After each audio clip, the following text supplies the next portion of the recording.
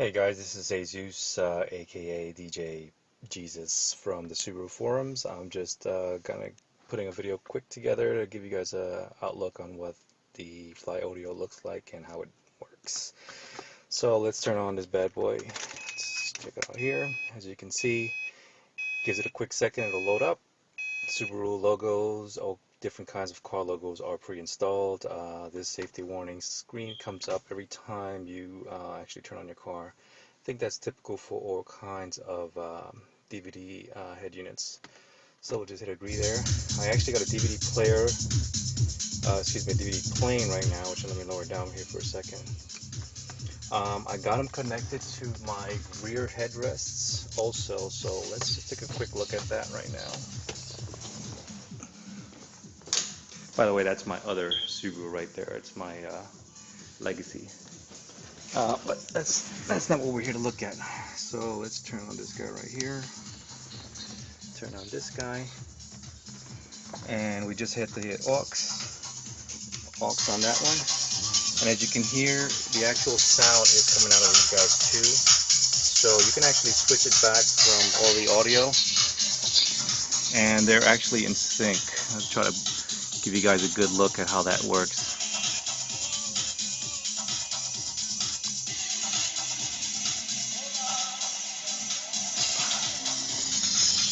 So I think that's a cool feature that we can actually play these like that.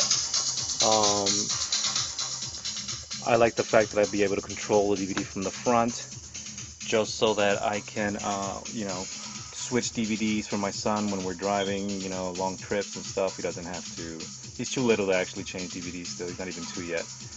He's almost 2, but he still can't reach regardless. So something that we'd have to do for him. Other than that, those are actually individual DVD players themselves, so they actually play by themselves, individual DVDs. And this is actually, if you press on the screen like that, you get your menu, and as you can see there, they got the audio, kind of just the subtitles back, all the fast forward stuff. Let's hit stop on that guy. And then we can hit main menu. Let me turn on the lights here so you can kind of see how that looks, and they actually do match. Let's go back to the menu. And this is basically your main menu. You have auxiliary input, which actually that changes if you have an iPod. You can actually change that back to iPod. I don't have one, so it's not connecting. Let's go one by one. You've already seen the CD, the DVD. This is for the CD changer. So if you have one, like a multi-CD player installed, you can actually go and just pick the different CDs that are in there. You also have your EQ, which are basically pre-installed. There's pop, jazz, rock, classical, and you can actually turn it off if you want. You also have the audio here for treble and bass, and then of course the front and back, left and right. Other than that, they basically, the DVD and the CD changer and the radio, I believe, have all these two actually on all the screens. So let's go, if we go to radio here, we can kind of, I don't know what station it's on right now. There we go. So stations pick up really clearly. You have FM1, FM2, AM. You can scan through here. You can't scan from the steering wheel. Lower that down. But you can scan through, like if I hit seek here, you'll see it change for the different channels that are preset. I haven't preset all my stations yet, so back and forth. On the older head unit, you can actually hold down and then it would actually seek, but when I hold it down, all it does is seek through the preset channels. You can scan if you hit scan like that, and it'll start to scan for radio stations. I'm in my garage now, so this, the stations aren't going to pick it up as good as it would be outside. But volume is perfect. I'm breaking it up right now with my thumb here, and this thing has a great sound. I'm going to bring it up. We also have mute on that, which works simultaneously just as quick as I touched it.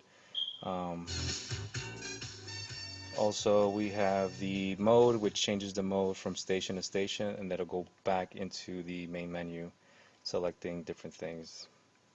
And it'll just go like that. See, now it goes into the DVD, one shot, which I hit mode again. And if I wanted it to play, I could play it from here, but we're not going to go do that. So let's go back to menu. And let's go into, well, the auxiliary, you don't have anything connected in there, but you can connect the PlayStation or anything, and then, you know, it'll display it, and of course the sound will be there too. Um, Bluetooth works great, but unfortunately I'm actually recording this with my Droid, so I won't be able to show you how the Bluetooth works, but trust me, it sounds very, very clear. I called my wife while she was at work, and she couldn't even tell I was on the Bluetooth, so that's a good note. And we hit GPS.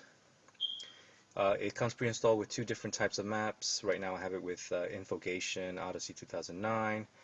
You can download any other GPS maps that you want and put them on there also if you'd like. So it's just going to load real quick, and then of course it's going to ask you the question. Just hit accept, and it's basically you know, your typical GPS. You go to the guys' nearest points of interest. It'll give you gas stations, restaurants. You know, you can hit gas station and hit Exxon, and it'll look for the nearest Exxons that are near you. So, and those are the three right there. I'm in East Stroudsburg, so as you can see, it picked up all the ones closest to me. So, hit back on that, and we don't even have to go through that. We just hit menu. It goes right back to the menu. And like I said, Bluetooth is there. You can turn it on and then just dial your number, hands-free pair. It doesn't stream your music, not yet, but from what I've heard, the firmware is going to be updating that feature, and then it'll also link your contacts into the radio, so you can have that also.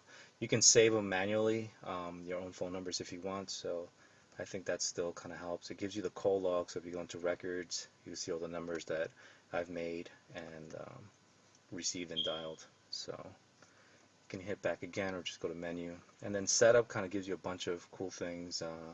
Auto switch to GPS. If you wanted it to go on automatically, you can hit that. The brake check, that is actually for turning on the DVD player while you're driving. You can actually have that feature to on and off. You don't have to connect any brake wires or anything like that. It's already pre-installed into the uh, wires and stuff, so you just basically just plug and play, and it automatically gives you this option.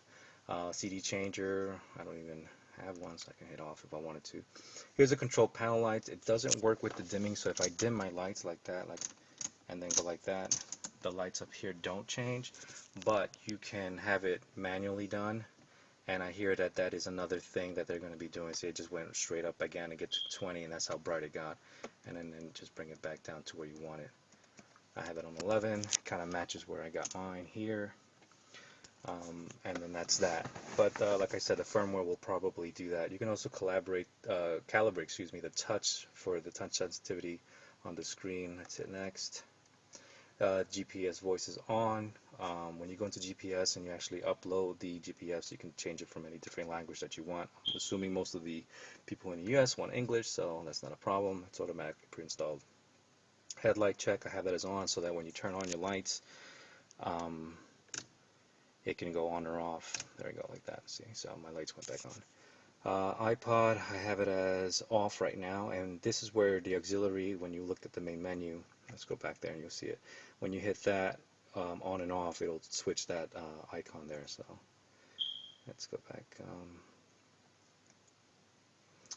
Review camera, I don't have one either, but I have all the cables there just in case.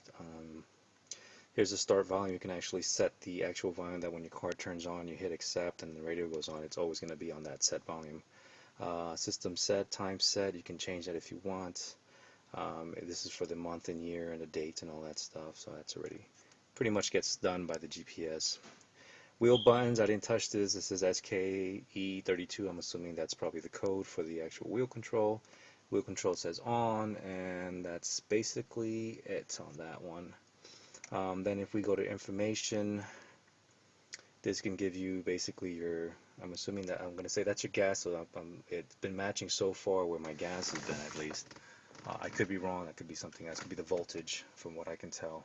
I haven't really been able to notice which is what. So this is also for the PSI rear front. That's for the wheels itself. You need to get the TSM or TPM, excuse me. or TPS I think it's called, for the individual wheels.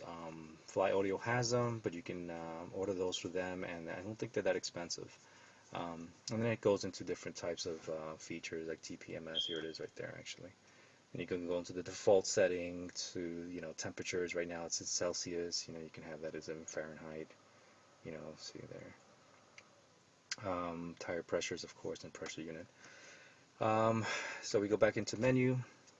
You have the off right here. This is for the screen too, so it can go off if you wanted to while you're driving. You can still listen to the music and then either touch the screen and it automatically goes back on again. You have dark, soft, bright for the screen itself. I leave it as dark. You can change the color to orange, but that wouldn't really match the rest of the car. And that is basically it. So I hope you guys enjoyed the video. Talk to you soon.